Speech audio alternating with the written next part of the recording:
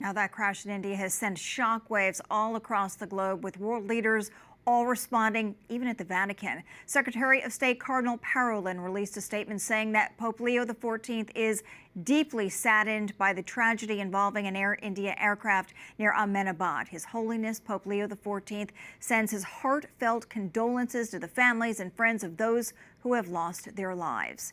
The Catholic Bishops' Conference of India also released a statement saying, in part, "We humbly urge all our Catholic faithful and all people of goodwill across the country to join us in prayer for the victims of this tragedy, for the eternal rest of those who have died, and for comfort to the bereaved."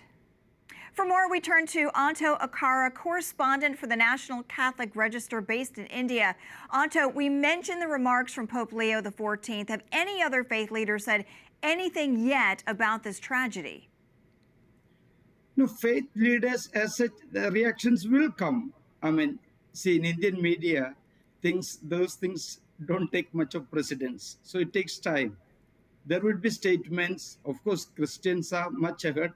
The Catholic Bishops' Conference of India has issued a very prompt statement condoling the deaths and supporting the families, and they are calling for the whole church in India to pray for those families. They are facing this calamity. Absolutely. You know, this flight was headed to London. Have you ever flown this route, and are you familiar with the airport? Yes, I've been there many, many times, but this has nothing to do with the airport. The simple problem is they say it is what they call a 787, Boeing 787. It's called the Dreamliner. I've taken that flight several times. It's a very comfortable flight. And then, unfortunately, both the engines failed. And the flight took off in 30 seconds, it had crashed. I mean, it went, say, reports say 600 to 800 feet up. And then it didn't gain height. It just went down, just went outside the airport periphery and crashed at the government medical college. And 5 medical students, MBBS, students who are medicine, they were killed. Many were injured. And then there are rows of big buildings, 8 and 10 floors, all shattered with their glasses gone, charred and burnt. It's a terrible tragedy it is. Absolutely. Is it unusual to have an airport so close to a residential area? Do you know of any other crashes like this that might have happened before in this area or similar? No.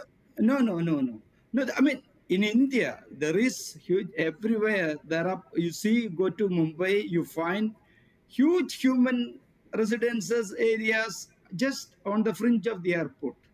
So you cannot have, say, empty airports in a plain land. It's next to impossible. Perhaps Bangalore is an exception.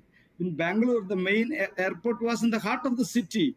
And then it was choking, and Bangalore was spreading like anything. So they moved out of Bangalore city, say 30 miles practically. But now it is also getting choked. They've got 3 terminals now, 3 terminals, 1, 2, 3.